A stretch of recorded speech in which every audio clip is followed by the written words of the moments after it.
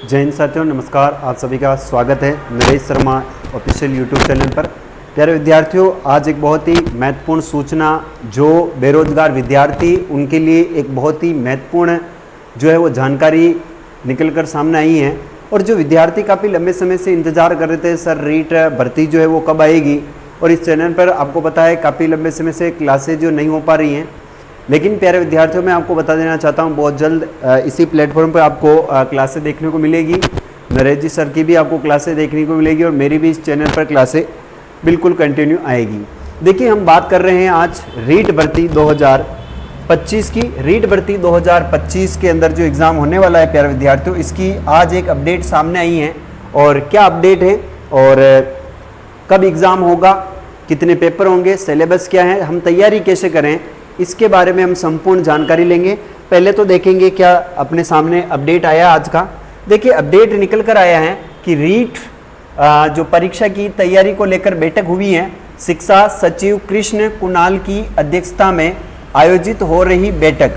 शिक्षा सचिव शिक्षा संकुल में ले रहे हैं विभाग के अधिकारियों की बैठक। शांतिपूर्ण परीक्षा करवाने को लेकर आयोजित की जा रही बैठक संभवतः जनवरी माह के पहले या दूसरे सप्ताह में आयोजित हो सकती है रीट।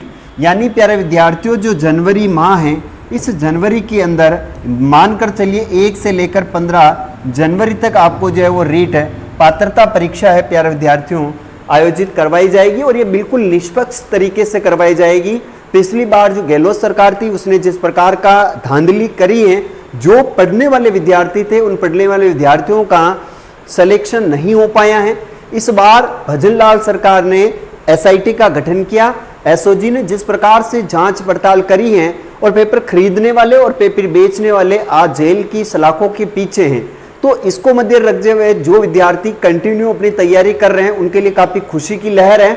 और काफ़ी अच्छा ये सरकार का एक मैसेज है कि भाई साहब, आप 2.5 महीने के अंदर जो लंबे समय से तैयारी कर रहे हैं वो 2.5 महीने के अंदर अपनी तैयारी को परख सकते हैं। और वह विद्यार्थी जो सोए हुए थे उनके लिए थोड़ा सा मुश्किल हो सकता है कि उन्हें 2.5 महीने के अंदर पात्रता परीक्षा पास करनी है। देखिए, यहाँ पर दूसरा अपडेट क्या था। दूसरा अपडेट ये कह रहा है कि जनवरी के दूसरे पखवाड़े में आयोजित होगी रीट परीक्षा। परीक्षा में इस बार किए जाएंगे कई तरह के बदलाव। देखो, यहाँ पर बदलाव भी संभव है। अब बदलाव क्या संभव, पहले 4 ऑप्शन दिए जाते थे, अब आपको 5वां ऑप्शन मिलेगा।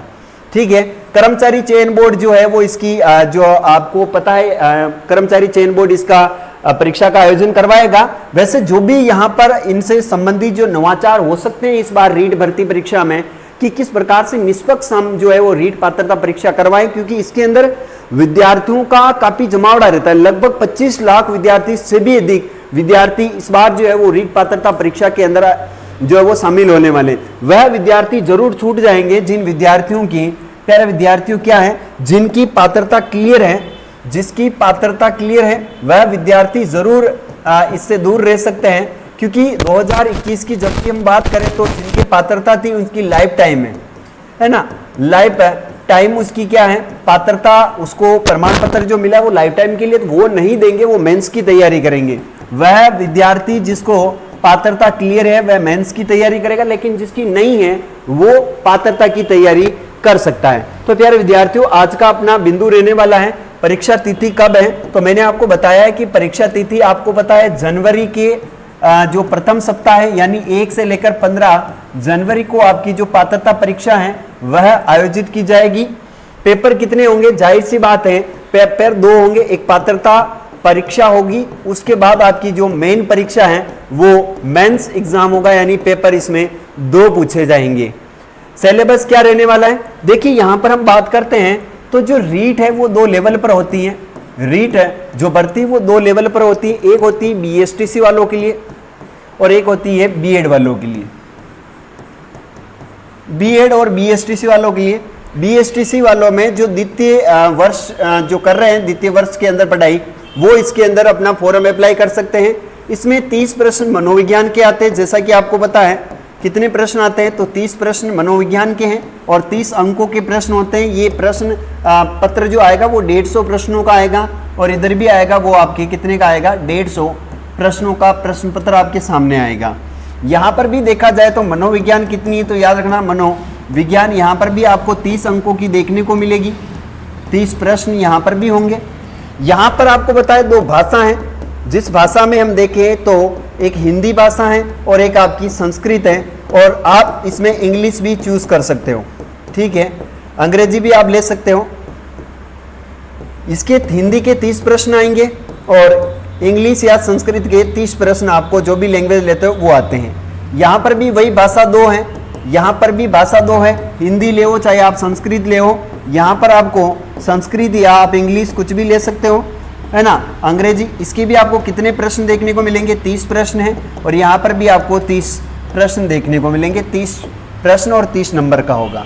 फिर यहाँ पर जो प्रश्न आते हैं वो 30 प्रश्न गणित के आते हैं। किसके आते हैं? 30 प्रश्न गणित के हैं, 30 नंबर के हैं। फिर 30 नंबर जो आपको मिलेंगे EVS यानी पर्यावरण के आपको 30 प्रश्न देखने को मिलेंगे। और यहाँ पर देखा जाए तो आपको पता है यहाँ पर जो 60 प्रश्न होंगे वह 60 प्रश्न आपकी जो विषय हैं आपकी जो भी है, जैसे SST है, गणित है, हिंदी है, संस्कृत है, उसके आपको यहाँ से प्रश्न पूछे जाएंगे। तो ये एक मोटा मोटा सा प्यारे विद्यार्थियों एक है गणित है। जो भी विद्यार्थी BSTC द्वितीय वर्ष में है वो रीट है पात्रता की परीक्षा दे सकते हैं, और जिसकी पात्रता कंप्लीट है, जिसकी पात्रता बढ़िया अच्छी प्रकार से हो रखी है, उनके लिए काफी अच्छा मोमेंट है कि वो मेंस की तैयारी करें, वो पात्रता ना दे। सर यहाँ पर पूछा गया है कि तैयारी कैसे करें। देखो, तैयारी करने के लिए मैं आपको बता देता हूं, आप मेरे हिसाब से जहां तक पता है आप स्वयं जो है ना वो सेल्फ स्टडी करें। क्या करना चाहिए आपको? सेल्फ स्टडी करें। इसके बाद आपको जो बेस्ट बुक लगती है, जैसे मान लीजिए कोई भी बुक है, वो बुक आप है ना एक बुक लाइए मार्केट से कम एक बुक को 15 बार पढ़िए। मैं मनोविज्ञान के बारे में जब भी बात करता हूं प्यारे विद्यार्थियों, तो मनोविज्ञान एक ऐसी सब्जेक्ट है जिसको पहली बार समझना बहुत मुश्किल हो जाता है और बहुत काफी डिफिकल्ट पड़ता है। लेकिन अगर आपने एक दो बार किसी पब्लिकेशन की जो किताब है उसको पढ़ लिया, तो जहां तक मुझे पता है आप कभी भी उसके अंदर गलत नहीं करोगे। कम से कम आपको 50% है जो वो समझ में। बार बार उसी को पढ़ना, 15 बार से भी ज्यादा उसी बुक को पढ़ना है आपको समझना। चाहे आप अवनी पब्लिकेशन लाओ, चाहे आप JD सर की लाओ, चाहे कोई सी भी लाओ, लेकिन बार बार रिहर्सल करना, बार बार प्रैक्टिस करना, आपको वो समझ में आने लग जाएगी। यहाँ पर हिंदी और संस्कृत लेने वालों के लिए काफी अच्छा सा मैटर हो जाता है, क्योंकि संस्कृत और हिंदी मिलती जुलती हैं, क्योंकि इनकी जो व्याकरण होती है प्यारे विद्यार्थियों, वह व्याकरण में कम से कम 50% समानता होती है, और इसकी जो शिक्षण विधियां हैं उन शिक्षण विधियों के अंदर भी 50% समानता मिलती है। लेकिन अगर आप इंग्लिश लैंग्वेज चुनते हो तो यहाँ पर हिंदी और अंग्रेजी दो लैंग्वेज अलग अलग हो जाएगी, थोड़ी सी कठिनाई आपको होती हैं। जो भी विद्यार्थी इंग्लिश नहीं आती है तो वो आप संस्कृत और हिंदी चूज कर सकते हो। तो प्यारे विद्यार्थियों, ये एक आज का बहुत ही अच्छा नोटिफिकेशन है, जो कि सूचना है, सॉरी नोटिफिकेशन तो क्या है, नोटिफिकेशन इसका बहुत जल्दी आने वाला है। बहुत जल्दी जो है वो फॉर्म अप्लाई आपसे जो है फॉर्म लिए जाएंगे। तो जो भी विद्यार्थी चैनल पर नए हैं वो चैनल को एक बार जरूर सब्सक्राइब करें। प्यारे विद्यार्थियों, आपको जैसा कि पता है कि हम निरंतर यही चाहते हैं कि हमारे विद्यार्थी हमारे इस प्लेटफॉर्म के माध्यम से पढ़े और वो आगे बढ़े। आपको पता है नरेश सर के द्वारा जो भी आपको कंटेंट दिया जाता है वो 1 नंबर का कंटेंट मिलता है, ठीक है। तो जैसे ही बात करते हैं अपन आगे का जो शेड्यूल रहेगा वो नरेश सर आएंगे तो बता देंगे। अभी आपको पता है अपने जो क्लासेस चल रही कंटिन्यू डेली वो अपने चैनल पर चल रही हैं। जैसा कि आपको पता है हल्दी घाटी कोचिंग क्लासेस पर जो नियमित क्लासेस वो चल रही है, अगर आप भी चाहते हो तो देन ज्वाइन कर सकते हो वहां पर।